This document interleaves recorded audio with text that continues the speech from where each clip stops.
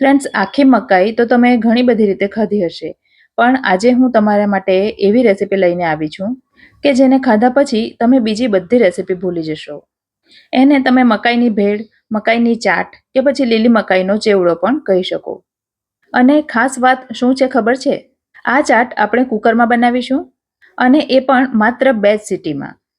Friends, મારા video તમને ગમતા હોય અને મારી ચેનલ ફૂડ વિથ ફાલ્ગુનીને તમે હજી સુધી સબસ્ક્રાઇબ ન કરી હોય તો પ્લીઝ જલ્દીથી સબસ્ક્રાઇબ કરી દેજો. તો આ ચાટ બનાવવા માટે અહીં મેં 2 મકાઈ લઈ લીધી છે અને આ 2 મકાઈથી 2 વ્યક્તિઓ ખાઈ શકે એટલો નાસ્તો તૈયાર થશે. તો પહેલાં તો મકાઈના 2 ભાગ કરી લઈશું અને ત્યાર પછી મકાઈના દાણા છૂટા કરી લઈશું. તો વિડીયોમાં જોઈ શકો છો એ રીતે ચપ્પુની મદદથી મેં આ રીતે દાણા છૂટા કર્યા છે. તમારી પાસે કોઈ બીજી રીત હોય તો એ રીતે તમે કરી શકો. અને દાણા આખા ન રહે અને થોડા કટ થઈ જાય તો એ વાંધો નથી. તો આ રીતે મેં બધી જ મકાઈના દાણા છૂટા કરી લીધા છે. આ રેસીપી ફ્રેન્ડ્સ એટલી સરળ છે ને કે 100% તમે વારંવાર બનાવશો. હવે અહીં મેં એક કુકર લઈ લીધું છે, જેમાં 1 ટીસ્પૂન જેટલું તેલ લીધું છે. સાથે 1 ટીસ્પૂન જેટલું બટર પણ લીધું છે. બટર ન ઉમેરવું હોય તો તમે માત્ર તેલમાં પણ બનાવી શકો છો. હવે એમાં ઉમેરીશું હાફ ટીસ્પૂન જીરું, 2 ચપટી જેટલી હિંગ ઉમેરીશું. હવે લીધું છે ચોપ કરેલું લસણ, તો 2 ટીસ્પૂન જેટલું ચોપ કરેલું લસણ લીધું છે અને 2 ટીસ્પૂન લીધું છે ચોપ કરેલું આદું. જો તમે લસણ ન ખાતા હો તો માત્ર આદું જ ઉમેરવાનું. હવે લીધા છે ઝીણા સુધારેલા લીલા મરચાં.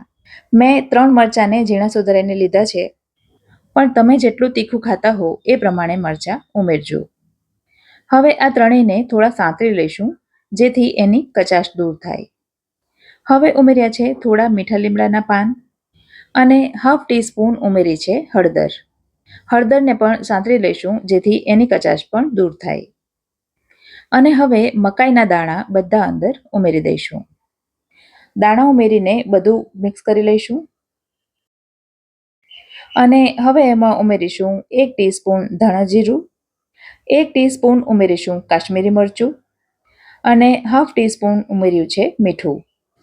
અને હવે ફરીથી બધું બરાબર રીતે મિક્સ કરી મકાઈને થોડી વાર માટે સાંતળવાની છે.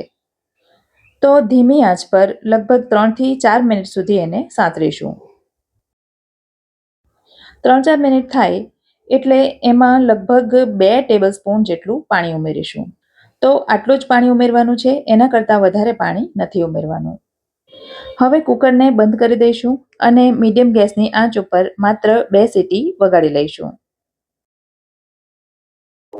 તો 2 વિસલ થઈ ગઈ છે અને કુકરનું પ્રેશર પણ ઓછું થઈ ગયું છે અને મકાઈ એકદમ સરસ રીતે બફાઈ ગઈ છે. જે 2 ટેબલસ્પૂન જેટલું પાણી આપણે ઉમેર્યું હતું એ પણ પૂરું થઈ ગયું છે અને મકાઈ એકદમ સરસ જ્યુસી થઈ ગઈ છે. હવે મકાઈ થોડી ગરમ છે તો એમાં જ આપણે થોડી ચીઝ ખમણીને ઉમેરીશું. તો પ્રોસેસ ચીઝનો અડધો ક્યુબ મેં અહીં ઉમેર્યો છે. ગરમ મકાઈ સાથે એ સરસ મેલ્ટ થઈ જશે અને બધી મકાઈ ઉપર સરસ રીતે કોટ થઈ જશે. આપણે ઉપરથી પણ ચીઝ ઉમેરીશું, પણ થોડી ચીઝ મકાઈની અંદર પણ ઉમેરવાની.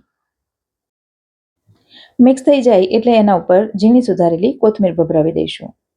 હવે જોઈ લઈએ કે આ ચાટમાં બીજી કઈ કઈ વસ્તુઓ ઉમેરવાની છે. તો પહેલાં તો બધી મકાઈને એક પ્લેટમાં લઈ લઈશું.